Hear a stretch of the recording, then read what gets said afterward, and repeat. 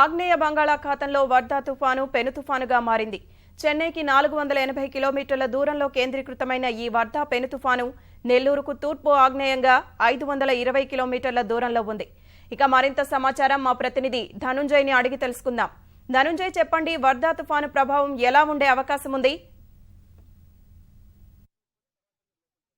వర్ధా తుఫాను గమనం ఎలా ఉంది?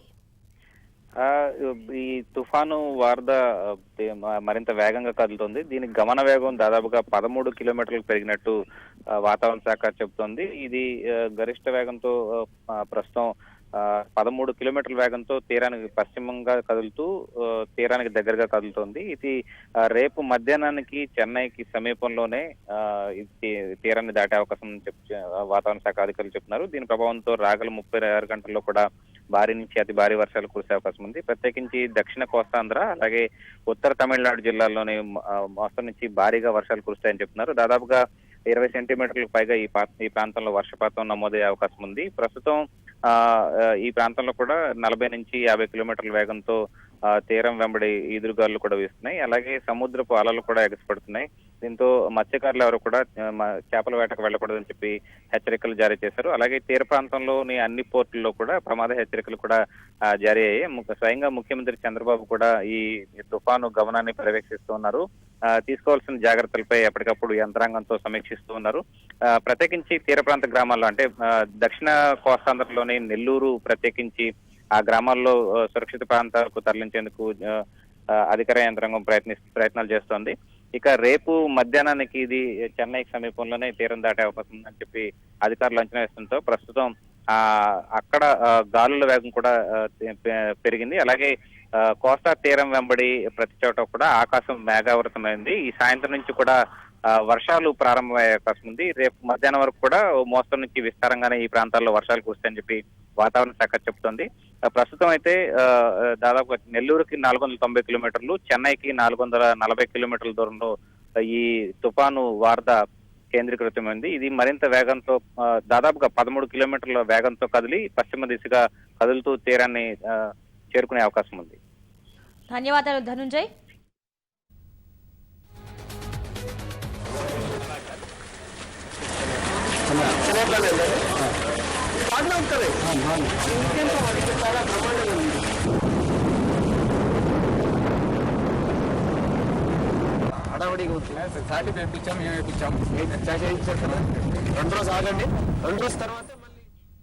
వర్ధా తుఫాను ప్రభావం జిల్లాలపైన క్రమంగా కనిపిస్తోంది.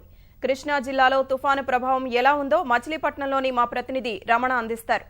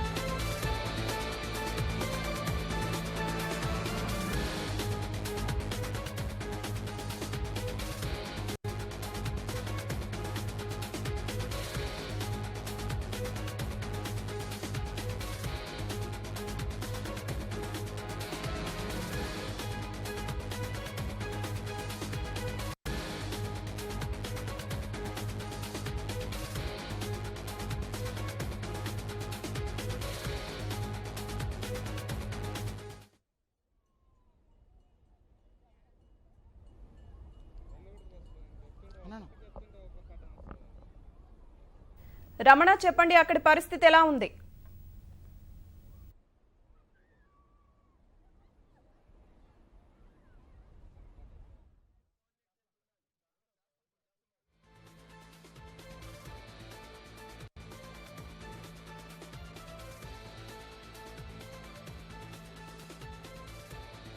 వర్ధా తుఫాను కారణంగా తీర ప్రాంతాల్లో ఈదురుగాలులు క్రమక్రమంగా పెరుగుతుంది. సముద్రం అల్లకల్లోలంగా మారింది.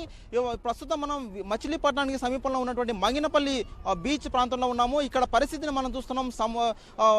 వర్ధా తుఫాను కారణంగా సముద్రంలో అలల తీవ్రత క్రమంగా పెరుగుతుంది. గంట గంటకు పెరుగుతుంది. ఇవాళ ఉదయం నుంచి ఈ అలల తీవ్రత విపరీతంగా పెరుగుతున్నట్టుగా వాతావరణ శాఖ కూడా చెబుతుంది. ఇక్కడ చూస్తున్నాం మన పరిస్థితి మంగినపల్లిలో ఉన్నటువంటి బీచ్ లో సముద్ర సముద్ర ప్రాంతంలో చూస్తే కనుక తీర ప్రాంతంలో ఇక్కడ రోజు అలలు కొంత తక్కువ స్థాయిలోనే ఉంటాయి. ఈ వరద తుఫాను కారణంగా సముద్రంలో అల్లకొల్లల పరిస్థితి ఏర్పడినటువంటి పరిస్థితి కారణంగా ఇక్కడ తీవ్రంలో అలల ఉధృతి క్రమంగా పెరుగుతుంది. పెద్ద ఎత్తునటువంటి అలలు తీరానికి వస్తున్నాయి. ఈ దాదాపు రోజు వచ్చేటటువంటి అలల కంటే కూడా ఇవి తీవ్రత ఎక్కువగా కనిపిస్తుంది. దీంతో కొంత రోజు ఉన్నటువంటి సముద్ర తీర ప్రాంతంలో కొంత ముందు కూడా వచ్చినట్టుగా కనిపిస్తుంది. ఈరోజు దాదాపు సముద్రంలో ఇక్కడ నుంచి దాదాపు 540 కిలోమీటర్లు, అంటే నెల్లూరుకు 540 కిలోమీటర్ల పైనే తుఫాను నెలక ఉంది. అక్కడ నుంచి పశ్చిమ దిశగా ఇది క్రమంగా కదులుతూ ఉంది. దీని ఫలితంగా ఈ సముద్రం అంతా కూడా అల్లకొల్లమే ఉన్న పరిస్థితి కారణంగా తీర ప్రాంతంలో మచిలీపట్నానికి సమీపంలో ఉన్నటువంటి మంగినపూడి బీచ్ లో పరిస్థితిని మనం ఇప్పుడు చూస్తున్నాము. ఈ అలల కారణంగా అధికారులు ప్రత్యేకంగా హెచ్చరికలు కూడా జారీ చేయడం జరిగింది. ఈ బీచ్లకు ఈరోజు ఆదివారం కావడంతో పెద్ద ఎత్తున సందర్శకులు బీచ్ పరిసర ప్రాంతాలకు వస్తుంటారు. అయితే ఈ అలలు తీవ్రత పెరిగేటటువంటి కారణంగా ప్రమాద హెచ్చరికను కూడా జారీ చేసినటువంటి కారణంగా ప్రత్యేకమైనటువంటి హెచ్చరికలు కూడా అధికారులు జారీ చేయడం జరిగింది.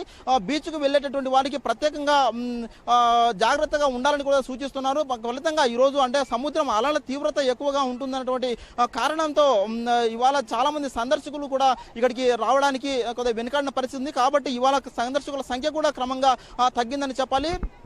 అయితే ఇవాళ ఉదయం నుంచి తీర ప్రాంతం నుంచి సముద్ర ప్రాంతం నుంచి వచ్చేటువంటి ఈదురుగాలు కూడా క్రమంగా పెరుగుతున్నాయి. గంటకు కొద్దిగా ఈదురుగాల తీవ్రత పెరుగుతుంది. దీంతో అధికారులంతా కూడా అప్రమత్తమయ్యారు.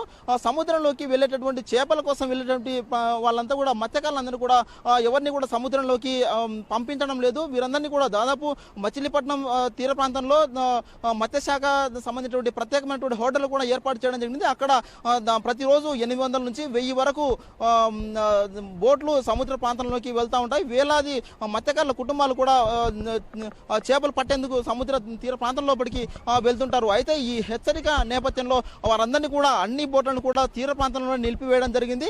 ఎవరిని కూడా ఒకవేళ సముద్రంలోకి వెళ్ళినప్పటికీ కూడా వాళ్ళందరూ కూడా తిరిగి వెంటనే రావాలని చెప్పేసి అధికారులు ప్రత్యేకంగా GPS వ్యవస్థ ద్వారా సంబంధిత బోట్లో ఉన్నటువంటి వారికి అందరూ కూడా హెచ్చరికలు జారీ చేస్తున్నారు. అదేవిధంగా జిల్లా అధికార యంత్రాంగం కూడా అప్రమత్తమైంది. ఈ వరద తుఫాను ఫలితంగా కొంత అల్లకొల్ల పరిస్థితి ఏర్పడేటువంటి అవకాశం ఉందని ముందుగానే అంచనా వేసి ఈ మేరకు అన్ని శాఖలటువంటి అధికారులను కూడా అప్రమత్తం చేయడం జరిగింది. రెవెన్యూ అధికారులు, పోలీసు, ఇలాగే విపత్తు నిర్వహణ సంబంధించినటువంటి అధికారులందరినీ కూడా అందుబాటులో ఉండాలని చెప్పేసి జిల్లా కలెక్టర్ ఇప్పటికే ఆదేశాలు జారీ చేయడం జరిగింది. అదేవిధంగా అన్ని శాఖల సంబంధించినటువంటి అధికారులు కూడా అందుబాటులో ఉండాలని చెప్పేసి వాళ్ళ ప్రత్యేకంగా ఆదేశాలు కూడా జారీ చేయడం జరిగింది. ఎలాంటి విపత్తుకర పరిస్థితి ఎదురైనప్పటికీ కూడా సమర్థంగా ఎదుర్కొనేలా అధికార యంత్రాంగం ప్రత్యేకంగా చొరవ తీసుకోవడం జరిగింది. ప్రస్తుతంగా గంటకు పరిస్థితిని మాత్రం ఎప్పటికప్పుడు అంచనా వేస్తున్నారు. ఈ వరద తుఫాను కారణంగా తీర ప్రాంతం ప్రధానంగా మచిలీపట్నానికి కొంత ఎక్కువ ప్రమాదం ఉండేటువంటి అవకాశం ఉందని కూడా కొంత హెచ్చరికలు వస్తున్నాయి. ఈ పరిస్థితుల్లో ఎలాంటి పరిస్థితి వచ్చినప్పటికీ కూడా సమర్థంగా ఎదుర్కొనేలా, అలాగే నష్టాన్ని తక్కువగా ఉంచేలా, అలాగే ప్రాణ నష్టం జరగకుండా, అలాగే ఆస్తి నష్టం కూడా కొంతమేర తగ్గించగలిగేలా అధికారులు కూడా ఇప్పటికే ముందస్తు చర్యలు తీసుకోవడం జరుగుతుంది. మత్స్యకారులను ఎవరికి కూడా సముద్రం లోపలికి వెళ్లకుండా వాళ్ళు నిలువరిస్తున్నారు. అలాగే రైతులు కూడా ఎక్కువగా పంటలు కోసేటువంటి వాళ్ళని కూడా కొంతమేర వాయిదా వేసుకోవాలని సూచిస్తున్నారు. అలావిధంగా కొంతమంది తీర ప్రాంతంలో ఉన్నటువంటి గ్రామాల వరకు ఇప్పటికే అధికారులు ప్రత్యేకంగా హెచ్చరికలు కూడా జారీ చేయడం జరిగింది.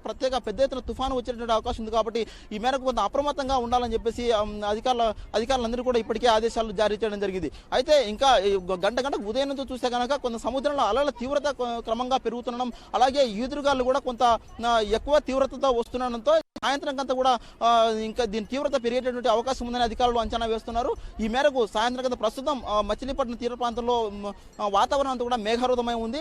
సాయంత్రం కంతా కూడా ఇక్కడ వర్షం స్టార్ట్ అయ్యేటటువంటి అవకాశం ఉందని కూడా అధికారులు అంచనా వేస్తున్నారు. ఈ మేరకు ఎలాంటి పరిస్థితి వచ్చినప్పటికీ కూడా ఎలాంటి నష్టం జరగకుండా తగిన ఏర్పాట్లు చేసేలా అధికార యంత్రాంగం కూడా సన్నద్ధమై ఉంది. ఇది మచిలీపట్నంలో ఉన్నటువంటి ప్రస్తుత పరిస్థితి. కెమెరామెన్ కోటితో కలిసి వెంకటరమణ, O2 స్టూడియో.